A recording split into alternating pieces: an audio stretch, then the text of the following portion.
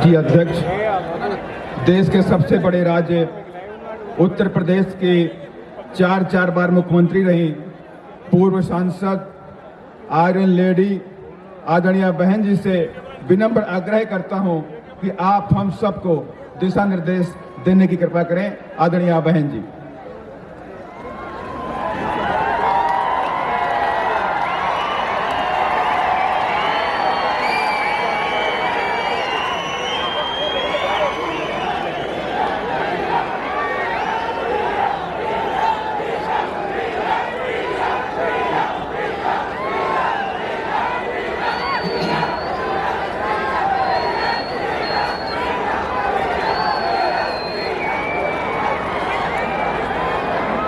Telangana state के कोने कोने से आए हुए बीएसपी के सभी छोटे बड़े पदाधिकारी, कार्यकर्ता, केंद्रीय व स्टेट कोऑर्डिनेटर, स्टेट अध्यक्ष एवं जनप्रतिनिधिगण, आप लोग अपने छोटे मोटे साधनों से चलकर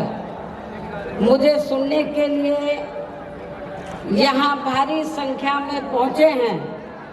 तो उसके लिए मैं आप सभी लोगों का हार्दिक दिल से आभार प्रकट करती हूँ। और अब मैं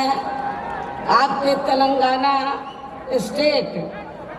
एवं यहाँ की आम जनता तथा विशेषकर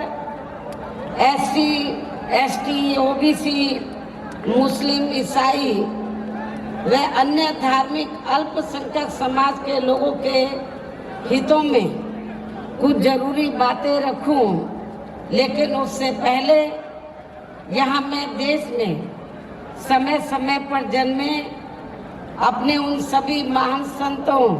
गुरुओं वे महापुरुषों में भी खासकर महात्मा ज्योतिबा फूले, छत्रपति शाहू जी महाराज, नारायणा गुरु, पेरियार जी, बाबा साहब डॉक्टर भीमराव अंबेडकर एवं माननीय श्री कांशीराम जी आदि को भी पूरे तहे दिल से नमन करती हूँ, नतमस्तक करती हूँ, जिन्होंने अनेकों कष्ट झेलकर यहाँ खासकर एससी, एसटी व अन्य उपेक्षित वर्गों के लोगों को अपने पैरों पर खड़ा करने के लिए हर संभव पूरा प्रयास किया है, और जिनसे प्रेरित होकर व जिनके बताए हुए रास्तों पर चलकर ही मैंने खुद भी अपनी पूरी जिंदगी समर्पित की है। और अब मैं खासकर एससी, एसटी व ओबीसी वर्गों के लोगों को ये कहना चाहूँगी कि बाबा साहब डॉक्टर भीमराव अंबेडकर ने अपने अथक प्रयासों से इन वर्गों को भारतीय संविधान में आरक्षण संबंधी व अनेकों और कानूनी अधिकार तो जरूर दिला दिए हैं, लेकिन उनका इन सभी वर्गों के लोगों को अभी तक भी पूरा लाभ नहीं मिल पा रहा है, जिससे दुखी होकर ही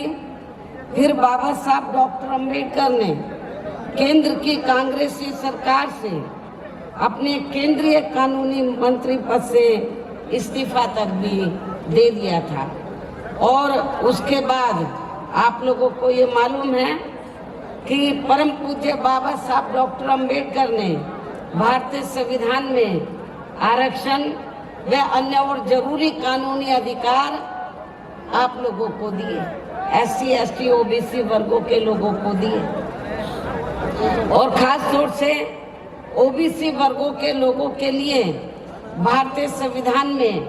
आर्टिकल 340 की व्यवस्था करके तो उन्होंने ये प्रावधान किया कि देश में जो भी पहली सरकार बनती है वो कांग्रेस की बनी थी सेंट्रल में, तो उनकी जिम्मेवारी बनती है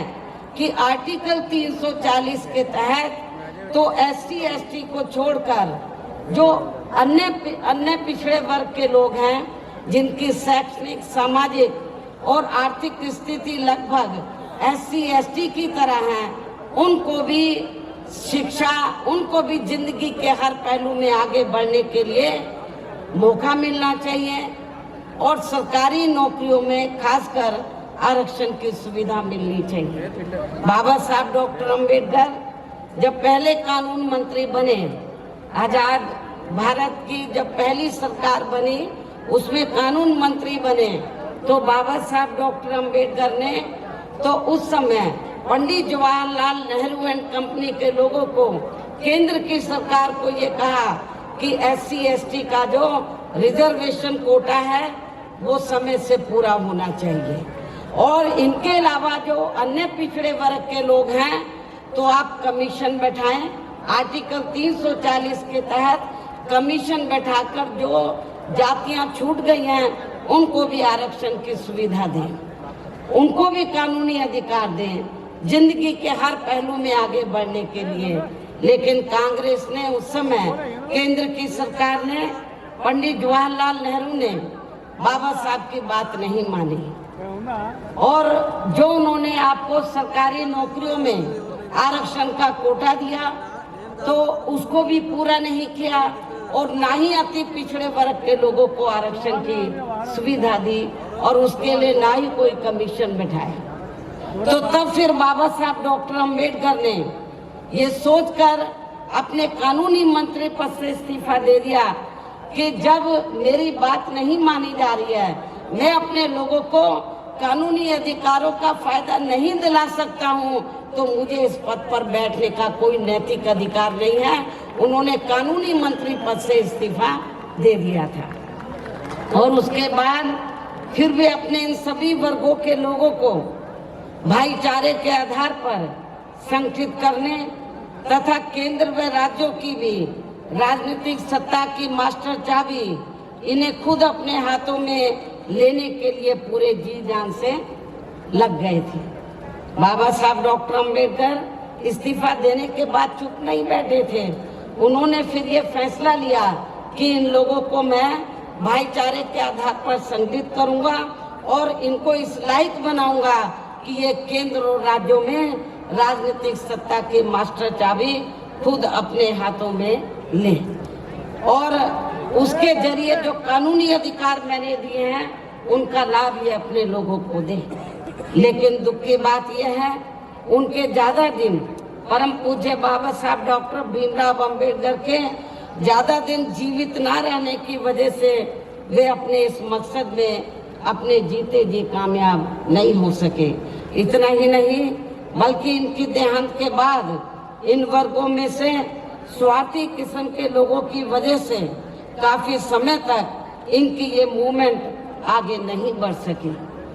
किंतु इन वर्गों के लोगों को मान्यवर श्री कांशी राम जी का बहुत बहुत आभारी होना चाहिए, जिनके त्याग, तपस्या व अथक प्रयासों से फिर बाबा साहब डॉक्टर भीमराव अंबेडकर की ये मूवमेंट बामसेफ, DS4 व BSP के राजनीतिक मंच के जरिए काफी कुछ आगे बढ़ी है और उनके जीते जी व देहांत के बाद भी मैं खुद भी पूरे जी जान से उनके इस मिशन को आगे बढ़ाने में पूरे जी जान से लगी हुई हूँ, जिसके तहत ही आबादी के हिसाब से देश के सबसे बड़े प्रदेश उत्तर प्रदेश में सर्व समाज में से खासकर गरीबों, दलितों, आदिवासियों, पिछड़े वर्गों, मुस्लिम व अन्य धार्मिक अल्पसंख्यक समाज के लोगों को भाईचारे के आधार पर संगठित करके फिर वहाँ मेरे नेतृत्व में हमारी पार्टी को, जो आबादी के हिसाब से देश का सबसे बड़ा प्रदेश है, फिर वहाँ मेरे नेतृत्व में हमारी पार्टी को 4 बार अपनी सरकार बनाने का मौका मिला है और वहाँ हमारी पार्टी ने राजनीतिक सत्ता की मास्टर चाबी के जरिए इन वर्गों के लोगों को कानूनी अधिकारों का पूरा लाभ दिया है। उनके विकास व उत्थान के लिए अनेकों ठोस कदम उठाए गए। कानून व्यवस्था को सख्त करके उन्हें स्वाभिमान की जिंदगी बसर करने का भी मौका दिया गया है। खासकर यूपी में SC, ST व OBC वर्गों का सरकारी नौकरियों में विशेष अभियान चला के अधूरा पड़ा आरक्षण का कोटा पूरा किया गया। इनको वे अन्य सभी समाज के गरीब एवं बेरोजगार लोगों को भी दूसरी पार्टियों की सरकारों की तरह उन्हें बेरोजगारी भत्ता न देकर सीधे तौर पर रोटी रोजी के साधन भी उपलब्ध कराए हैं। यहाँ मैं आपको ये बताना चाहती हूँ, एक फैशन सा बन गया है नौजवानों की वोट को लेने का। जब भी इलेक्शन होता है, या पार्लियामेंट का हो या असेंबली का हो, खासकर कांग्रेस पार्टी का हमेशा हर चुनाव में ये कहती है कि जब हमारी सरकार बन जाती है, कांग्रेस बोलती है जब कांग्रेस पावर में आ जाएगी तो जो नौजवान गरीब बेरोजगार लोग हैं तो उनको रोटी रोजी के साधन तो उपलब्ध नहीं करा पाएगी, लेकिन उनको बेरोजगारी भत्ता 2-3 हजार रुपए जरूर दे देगी। मैं समझती हूँ ये ठीक नहीं है। हमारी पार्टी इसमें भरोसा नहीं रखती है, इस सोच में, इस नीति में भरोसा नहीं रखती है, और हमने केवल कहानी करके दिखाया। और उत्तर प्रदेश में मैंने अपनी 4 हुकूमतों में वहाँ पे जो नौजवान गरीब लोग थे, बेरोजगार लोग थे, उनको बेरोजगारी भत्ता नहीं, बेरोजगारी भत्ता क्या 4-5 हजार रुपए दे दो, उससे क्या आपका घर का खर्चा चल पाएगा? मैं समझती हूँ नहीं चल पाएगा। तो हमारी सरकार ने वहाँ दूसरी पार्टियों की तरह बेरोजगारी भत्ता ना देकर गरीब और बेरोजगार लोगों को, नौजवानों को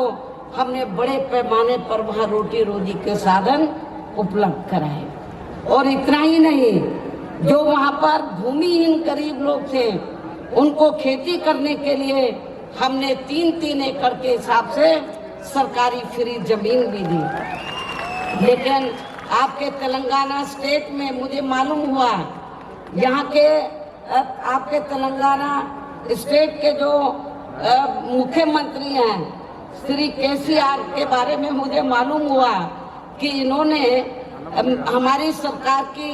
नकल तो जरूर की यहाँ पर, लेकिन उसको जमीनी हकीकत में अमली जामा नहीं बनाया। इन्होंने कहा कि जो दलित वर्ग के लोग हैं या गरीब लोग हैं उनको 3-3 एकड़ हम खेती करने के लिए जमीन फ्री देंगे, लेकिन उन्होंने ऐसा नहीं किया। केवल कागजों में जरूर जमीन दे दी, लेकिन जमीनी हकीकत में, प्रैक्टिकल में आप लोगों को जमीन नहीं दी है। हमने उत्तर प्रदेश में सरकारी खर्चे से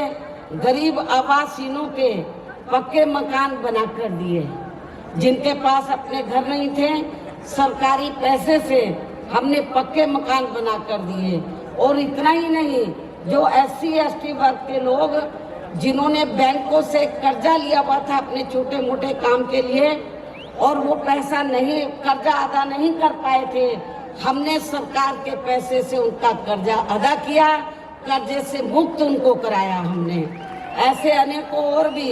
महत्वपूर्ण फैसले लिए गए जिससे इनकी काफी हद तक आर्थिक स्थिति मजबूत हुई है। साथ ही डॉक्टर अम्बेडकर ग्राम विकास योजना व मान्यवर श्री कांशीराम जी शहरी विकास योजना के तहत गांवों व शहरों में रहने वाले दलितों एवं अन्य उपेक्षित वर्गों के लोगों की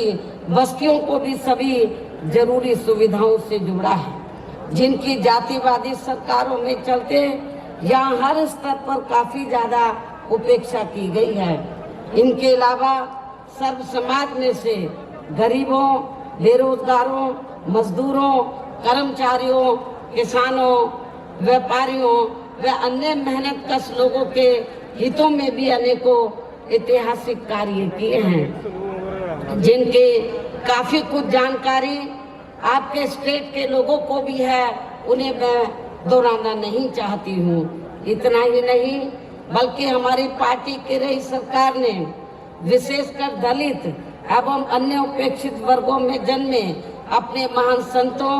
गुरुओं व महापुरुषों आदि को भी विभिन्न रूपों में पूरा आदर सम्मान दिया है। इनके सम्मान में नवनिर्मित जिलों के नाम रखे गए तथा जनहित की अनेकों योजनाएं भी शुरू की गई। इनके आदर सम्मान में ऐतिहासिक स्मारक, गार्डन, पार्क आदि बनाए गए तथा इनकी काफी भव्य प्रतिमाएं भी लगाई गई, जिनकी इन सब मामलों में विरोधी पार्टियों की रही सरकारों में वह काफी उपेक्षा की गई है। जबकि आपके यहाँ तेलंगाना स्टेट में बीएसपी के थोड़ा मजबूत होते ही अब यहाँ की वर्तमान श्री केसीआर की पार्टी की जो सरकार है वो अपने राजनीतिक स्वार्थ में खासकर एससी, एसटी व ओबीसी वर्गों के मसीहा परम पूज्य बाबा साहब डॉक्टर भीमराव अंबेडकर के नाम पर कुछ सरकारी स्थलों के नाम रखने तथा उनकी ऊंची प्रतिमा लगाने व विभिन्न योजनाएं चलाने आदि की भी याद आने लगी है, जिसका वास्तव में पूरा क्रेडिट व श्रेय यहाँ के मौजूदा राज्य सरकार को नहीं जाता है, बल्कि बीएसपी के हर उस छोटे बड़े कार्यकर्ता, पदाधिकारी आदि को जाता है, जिनकी वजह से अब यहाँ अपनी पार्टी का जनाधार बढ़ा है, जिससे घबराकर फिर यहाँ की वर्तमान राज्य सरकार को ये सब करने के लिए मजबूर होना पड़ा है। मुझे ये भी मालूम हुआ कि यहाँ के मुख्यमंत्री ने 2-3 बार ये कहा कि बाबा साहब डॉक्टर अंबेडकर ने जो भारतीय संविधान बनाया है तो हम उसको बदल देंगे, वो हमारी सोच के मुताबिक नहीं है। लेकिन जब हमारे लोग इसके खिलाफ मैदान में उतरे तो अपनी इस कमी पर पर्दा डालने के लिए, आपको खुश करने के लिए ये सब नाटकबाजी इनको करनी पड़ी है। जबकि इस मामले में सच्चाई तो ये है कि आपके राज्य सहित पूरे देश में कांग्रेस, बीजेपी व अन्य कोई भी जातिवादी पार्टी दिल से ये कतई भी नहीं चाहती है कि यहाँ एससी, एसटी, ओबीसी, मुस्लिम व अन्य धार्मिक अल्पसंख्यक समाज के लोगों का भी सही से विकास व उत्थान आदि हो सके तथा इनके संतों, गुरुओं व महापुरुषों आदि को भी पूरा आदर सम्मान मिल सके। इसलिए इनके ऐसे दिखावटी कृत्यों से, कार्यशैली से यहाँ एससी, एसटी, ओबीसी, मुस्लिम व अन्य अकलियत समाज के लोगों का भला होने वाला नहीं है, बल्कि इन वर्गों के महान संतों, गुरुओं व महापुरुषों आदि को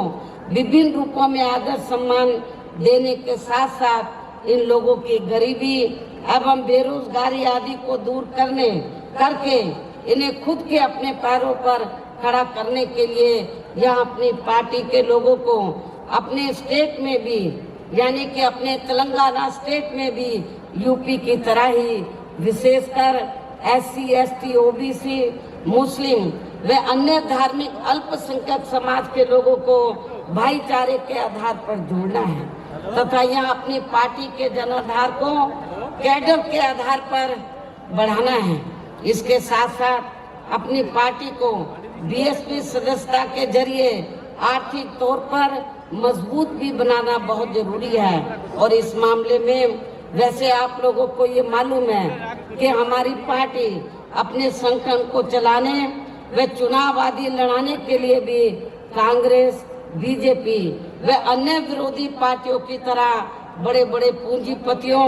व धन्ना सेठों आदि से आर्थिक मदद नहीं लेती है, बल्कि अपनी पार्टी के ही आम कार्यकर्ताओं की आर्थिक मदद से व उनके सामर्थ्य के हिसाब से थोड़ी थोड़ी आर्थिक मदद लेकर तब अपनी पार्टी के संगठन को चलाती है तथा चुनाव आदि भी लड़ाती है, जो विरोधी पार्टियों को अच्छा नहीं लगता है। साथ ही बीएसपी को कमजोर करने के लिए खासकर कांग्रेस, बीजेपी व अन्य पार्टियों द्वारा आए दिन जो किस्म किस्म के हथकंडे अपनाए जा रहे हैं, तो उनसे भी अपनी पार्टी के लोगों को जरूर सावधान रहना है। और खासकर यहाँ की जो वर्तमान सरकार है उसके जो उससे भी जरूर आपको सावधान रहना है। और इस संबंध में सावधानी के तौर पर या मैं ये भी कहना चाहूंगी, देश के जिन जिन राज्यों में हमारी पार्टी मजबूत हो रही है, देश के जिन जिन राज्यों में हमारी पार्टी मजबूत हो रही है, तो वहाँ विरोधी पार्टियों ने पर्दे के पीछे से विशेषकर दलित व अन्य कमजोर वर्गों में से स्वार्थी किस्म के लोगों को इस्तेमाल करके तथा उनके जरिए अनेकों दलित एवं पिछड़े वर्ग के संगठन व छोटी छोटी पार्टियां भी काफी बनवा दी गई हैं,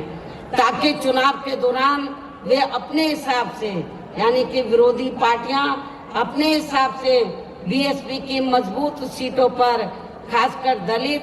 आदिवासी व अन्य पिछड़े वर्ग के उम्मीदवार उतारकर उनका वोट बांट सके, जिससे फिर हमारी पार्टी चुनाव में अपना उम्मीदवार ना जिता सके तथा फिर ये पार्टी यानी कि हमारी पार्टी सत्ता से दूर बनी रहे। एक ये भी षड्यंत्र विरोधी पार्टियों का चल रहा है और ये सब हमें आपके स्टेट में भी काफी कुछ देखने के लिए मिल रहा है, जिससे आप लोगों को जरूर सचेत रहना है। अर्थात आपको अपना वोट कतई भी बांटना नहीं है। जबकि बीएसपी के खासकर दलित बेस वोट को तोड़ने के लिए अब सभी विरोधी पार्टियां इनके मसीहा परम पूज्य बाबा साहब डॉक्टर भीमराव अंबेडकर की जयंती एवं पुण्यतिथि पर किस्म किस्म के कार्यक्रम आदि करके खूब नाटक करती रहती हैं, जिनको यहाँ के जातिवादी लोग व उनकी पार्टियां उनके जीते जी बिल्कुल भी आगे बढ़ते हुए देखना नहीं चाहते थे। और खासकर देश की सबसे पुरानी पार्टी कांग्रेस पार्टी ने तो बाबा साहब डॉक्टर भीमराव अंबेडकर जी को, जिन्होंने देश का संविधान बनाया है, उनको भारत रत्न की उपाधि तक से भी सम्मानित नहीं किया था।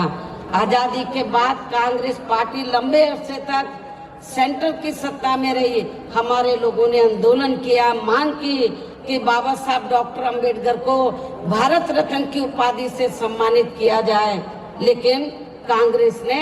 आप लोगों की इस डिमांड को नहीं माना और कांग्रेस ने सत्ता में रहते हुए अपनी सत्ता में यानी कि कांग्रेस जब सेंट्रल में थी तो सत्ता में रहते हुए बाबा साहब को भारत रत्न की उपाधि से सम्मानित नहीं किया था। इतना ही नहीं बल्कि केंद्र में रही इसी कांग्रेस पार्टी की सरकार में ही पिछड़े वर्ग की आरक्षण से संबंधित मंडल कमीशन की रिपोर्ट आ गई थी, जिसे भी इनकी सरकार ने लागू नहीं किया था। तब फिर बीएसपी ने अपने अथक प्रयासों से केंद्र में रही श्री बीपी सिंह की सरकार से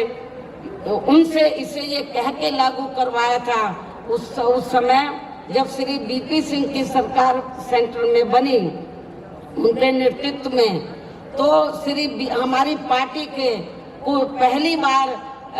कुछ मेंबर पार्लियामेंट जीत कर आए थे। खाता खुला था पार्लियामेंट में और मैं भी मेंबर पार्लियामेंट बनी थी, लोकसभा में मैं चुनकर आई थी। तो उस समय श्री बीपी सिंह ये चाहते थे कि मान्यवर श्री कांशीराम जी को उन्होंने कहा कि हम ये चाहते हैं कि आपकी पार्टी सरकार में शामिल हो और हम मायावती को जो आप चाहे हम बड़ी मिनिस्ट्री देने के लिए तैयार हैं। लेकिन हमने मान्यवर श्री कांशीराम जी ने श्री बीपी सिंह को ये कहा कि हमें आपके मंत्रालय कोई भी नहीं चाहिए, हमें केवल दो काम चाहिए आपसे। एक तो बाबा साहब डॉक्टर अंबेडकर को भारत रत्न की उपाधि से आप सम्मानित कर दो और दूसरा जो मंडल कमीशन की रिपोर्ट जो कांग्रेस ने ठंडे बस्ते में डाली है उसको लागू कर दो, हमें आपका मंत्रालय नहीं चाहिए। श्री बीपी सिंह जी ने हमारी इस दो बातों को माना, शर्तों को,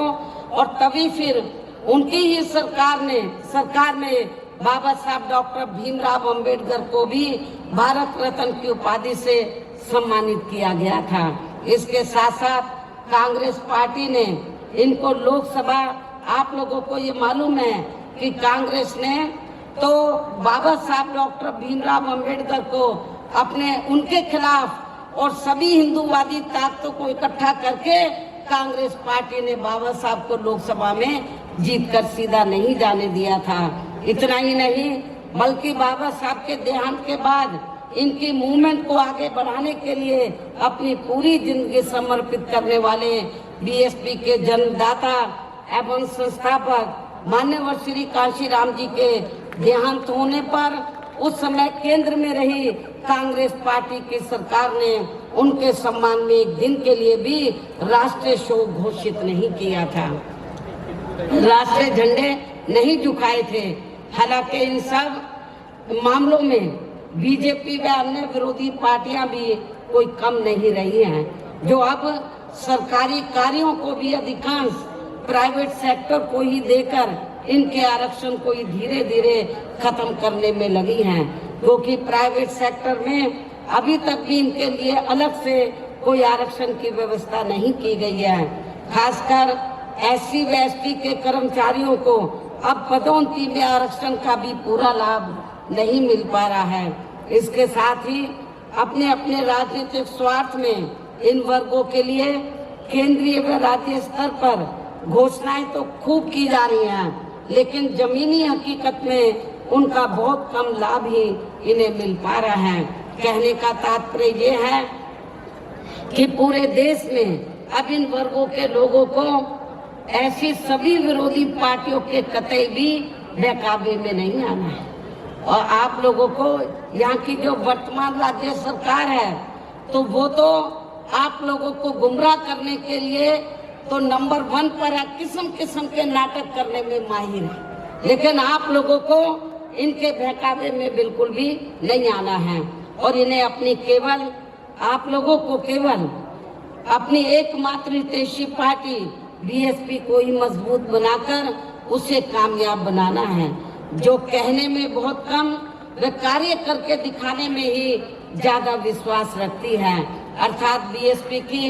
कथनी व करनी में कभी कोई अंतर नहीं होता है, यानी कि बीएसपी जो कहती है उसे करके भी दिखाती है। आप लोगों को ये मालूम है, यूपी में 4 बार हमारी सरकार बनी। हमने सरकार बनाने से पहले जब हम चुनाव में गए, असेंबली के चुनाव में, हमने दूसरी पार्टियों की तरह कोई अपना मैनिफेस्टो जारी नहीं किया। हमने कहा हम पावर में आ जाएंगे तब हम अपना मैनिफेस्टो जारी करेंगे, हम क्या करना चाहते हैं। हमने 4 बार कोई अपना मैनिफेस्टो जारी नहीं किया, और जब सत्ता में आ गए फिर हमने बता दिया कि हम क्या करना चाहते हैं। इन्हीं जरूरी बातों के साथ ही अब मैं आप लोगों से यही कहना चाहती हूँ कि जहाँ आपके तेलंगाना स्टेट में जब भी विधानसभा के आम चुनाव होते हैं, आप लोगों को मालूम है कुछ महीने का बाकी बचे हैं, तो तब फिर यहाँ आपको अपने स्टेट में भी अपनी पार्टी को सत्ता में लाने का हर संभव पूरा प्रयास करना है। लोग उसके बाद लोकसभा के आम चुनाव होंगे। लोकसभा आम चुनाव में भी आपको अपने प्रदेश से पार्टी के ज्यादा से ज्यादा सांसद जिता कर लाने हैं, मेंबर पार्लियामेंट जिता कर लाने हैं। वैसे आज आपकी ये जो भीड़ है और भीड़ के जोश को भी देखकर मुझे ऐसा जरूर लग रहा है कि इस बार आप लोग अपने प्रदेश से लोकसभा का आम चुनाव बाद में होगा, लेकिन लोकसभा आम चुनाव के साथ साथ विधानसभा जो पहले विधानसभा का आम चुनाव होगा, तो विधानसभा आम चुनाव में भी अपनी पार्टी का यहाँ बेहतर रिजल्ट जरूर लाएंगे तथा अपनी पार्टी की यहाँ हर हालत में जरूर सरकार बनाएंगे। यहाँ अपनी पार्टी की हर हालत में या जरूर सरकार बनाएंगे, और सरकार बनने पर फिर यहाँ आपको पार्टी की ओर से मुख्यमंत्री हर मामले में काबिल व मिशनरी कार्यकर्ता को ही बनाया जाएगा। ये भी मैं आपको बताना चाहती हूँ। अर्थात फिर आपके स्टेट का आज मैं एडवांस में डिक्लेयर भी कर रही हूँ, आपको बता भी रही हूँ, घोषित भी कर रही हूँ। अर्थात जब हमें यहाँ सरकार बनाने का मौका मिलता है, तो फिर आपके स्टेट का मुख्यमंत्री यहाँ बीएसपी के स्टेट अध्यक्ष श्री आर.एस. प्रवीण कुमार को ही बनाया जाएगा,